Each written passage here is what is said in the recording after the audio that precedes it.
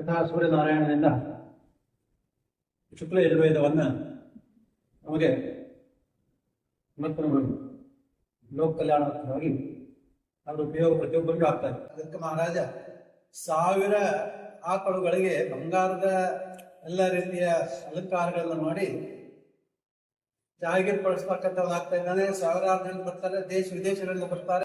ಜನಕ ಮಹಾರಾಜ ಹೇಳ್ದ, ಇಲ್ಲಿ ಯಾರು ಬ್ರಹ್ಮಿಷ್ಠರು ಇದ್ದೀರಿ, ಅಂಥವ್ರು ಯಾರಿದ್ದೀರಿ ಈ ಗೋಗಳನ್ನು ನಿಮ್ಮ ಆಶ್ರಮ ಕರ್ಕೊಂಡು ಹೋಗ್ಬಿಡ್ರಿ ಅಂತ ತಿಳ್ಕೊಂಡು ಹೇಳಿ ಜನಕ ಮಹಾರಾಜ ಹೇಳ್ಕೊಟ್ಬಿಟ್ರು. ಯೋಗೀಶ್ವರ ಯಾಜ್ಞವಲ್ಕರಂದ್ರು ತಮ್ಮ ಶಿಷ್ಯನಿಗೆ ಹೇಳ್ಬಿಟ್ರು, ಕರ್ಕೊಂಡು ಹೋಗ್ಬಿಡು ನಮ್ಮ ಆಶ್ರಮಕ್ಕೆ ಅಂತ ತಿಳ್ಕೊಂಡು. ನೀವು ಬ್ರಹ್ಮಿಷ್ಠರ ಅಂತ ತಿಳ್ಕೊಂಡು ಕೇಳ್ತಕ್ಕಂಥವ್ರಾದ್ರು ಯಾಜ್ಞವಲ್ಕರಿಗೆ ಆ ಪ್ರಕಾರ ಆಗ್ತದೆ.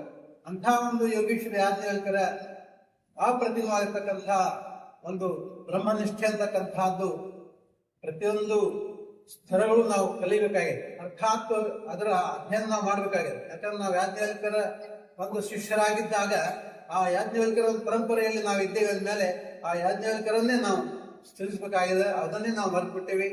ಅದು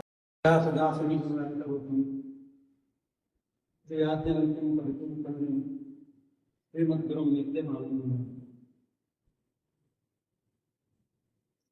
ಯೋಗೀಶ್ವರ ಯಾಜ್ಞವಲ್ಕರು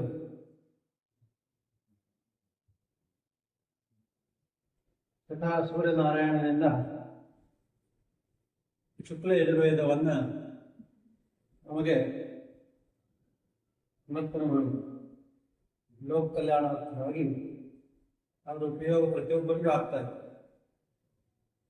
ಅದಲ್ಲದೆ ಅವರು ರಚಿಸಿದಂತಹ ಯಾಜ್ಞವಲ್ಕ್ಯ ಸ್ಮೃತಿ ಅಂತಕ್ಕಂಥದ್ದು ಮನುಸ್ಮೃತಿಗಿಂತಲೂ ಮೇಲಾಗಿದೆ. ಅಂತಹ ಒಂದು ವಿದೇಶದ ಹೈಕೋರ್ಟ್ಗಳಲ್ಲಿಯೂ ಸಹ ಅವುಗಳನ್ನು ಉಪಯೋಗಿಸ್ತಾರೆ. ಅಂಥ ಒಂದು ಅತ್ಯದ್ಭುತವಾಗಿರ್ತಕ್ಕಂಥ ಮೇಧಾವಿಗಳು ಮತ್ತು ಬ್ರಹ್ಮಜ್ಞಾನಿ ಬ್ರಹ್ಮನಿಷ್ಠ ಯಾಜ್ಞವಲ್ಕ್ಯ ಗುರು ಮಹಾರಾಜರು ಒಂದು ಸಾರೆ ಜನಕ ಮಹಾರಾಜ ಅವರಿಗೆ ನೀವು ನಮ್ಮ ಗುರುಗಳಾಗಬೇಕು ಅಂತ ಕೇಳ್ಕೊತಾರೆ.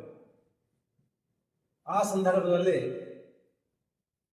ಯೋಗೀಶ್ವರ ಯಾಜ್ಞವಲ್ಕ್ಯರು ಹೇಳ್ತಾರೆ, ನಾನು ನೀನು ಗುರು ಶಿಷ್ಯ ಸ್ವೀಕಾರ ಮಾಡಿಬಿಟ್ರೆ ಇದ್ರಪ್ಪ, ಜಗತ್ತಿನಲ್ಲಿ ಇರ್ತಕ್ಕಂಥ ಎಲ್ಲ ಮಹಾತ್ಮರನ್ನು ಕರೆಸ್ಬೇಕು, ಅವರಲ್ಲಿ ಯಾರು ಬ್ರಹ್ಮಜ್ಞಾನಿಗಳಿದ್ದಾರೆ ಅವ್ರನ್ನ ಆರಿಸ್ಬೇಕು, ಆಮೇಲೆ ಬ್ರಹ್ಮಜ್ಞಾನಿಗಳಾಗಿರ್ಬೇಕು, ಅಂಥವ್ರು ನಿನ್ನ ಅವರಲ್ಲೇ ಶಿಷ್ಯರಾಗಬೇಕು ಅಂತ ಹೇಳ್ತಾರೆ. ಯಾರು ಬೇಡ ಅಂತ ತಿಳ್ಕೊಂಡ್ರೆ ಬಹಳ ಖುಷಿಯಿಂದ ಅವೇನು ಮಾಡ್ತಾರ ಜನಕ ಮಹಾರಾಜ 1000 ಆಕಳುಗಳಿಗೆ ಬಂಗಾರದ ಎಲ್ಲ ರೀತಿಯ ಅಲಂಕಾರಗಳನ್ನು ಮಾಡಿ ಜಾಗೀರ್ ಪಡಿಸ್ತಕ್ಕಂಥವ್ರು ಆಗ್ತಾ ಇದ್ದಾನೆ. ಸಾವಿರಾರು ಜನ ಬರ್ತಾರೆ, ದೇಶ ವಿದೇಶಗಳಿಂದ ಬರ್ತಾರೆ, ಮತ್ತು ಸಾಕಷ್ಟು ಮುನಿಗಳು, ಯತಿಗಳು, ಯೋಗಿಗಳು ಎಲ್ಲರೂ ಬರ್ತಾರೆ. ಆ ಸಂದರ್ಭದಲ್ಲಿ ವಾದ ಪ್ರಸಂಗ ಅಂತಕ್ಕಂಥದ್ದು ಹತ್ರ ಬರ್ತಾ ಇತ್ತು. ಯೋಗೀಶ್ವರ ಯಾಜ್ಞವಲ್ಕರಿಗೆ ಎಲ್ಲರೂ ಬಂದು ಕೂತಾಗ ಇವರು ಸಾಮಾನ್ಯರ ಕೂತ್ಕೊಂಡು ಆ ಸಂದರ್ಭದಲ್ಲಿ ಇನ್ನೇನು ವಾದಕ್ಕೆ ಮನೆ ಆಗಬೇಕಾಗಿತ್ತು. ಜನಕ ಮಹಾರಾಜ ಹೇಳ್ದ, ಇಲ್ಲಿ ಯಾರು ಬ್ರಹ್ಮಿಷ್ಠರು ಇದ್ದೀರಿ, ಬ್ರಹ್ಮದ ಅರಿವನ್ನು ಯಾರು ಮಾಡ್ಕೊಂಡಿರಿ. ಬ್ರಹ್ಮಿಷ್ಠ ಬ್ರಹ್ಮದ ಅರಿವಂದ್ರೇನು?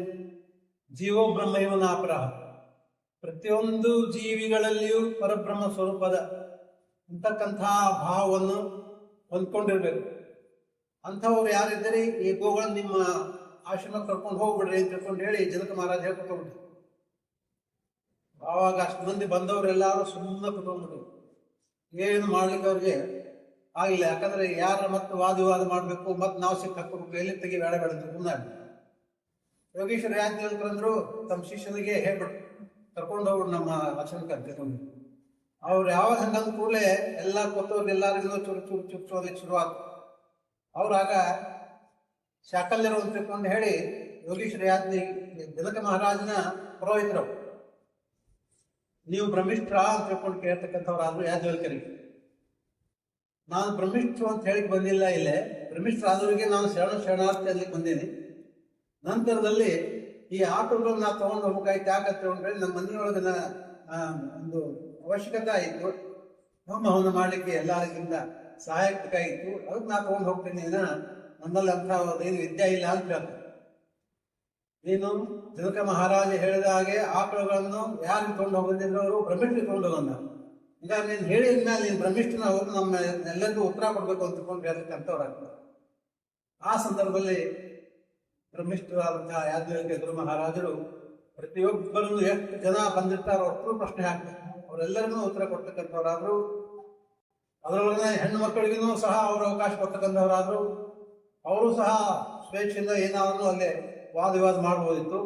ಆ ಪ್ರಕಾರವಾಗಿ ಗಾರ್ಗಿ ಅಂತಕ್ಕಂಥ ಮಹನೀಯಳು ಪ್ರಶ್ನೆ ಹಾಕ್ತಾಳೆ, ಅವಳಿಗೂ ಸಹ ಉತ್ತರ ಕೊಡ್ತಾರೆ ಯಾಜ್ಞವಲ್ಕ್ಯರು.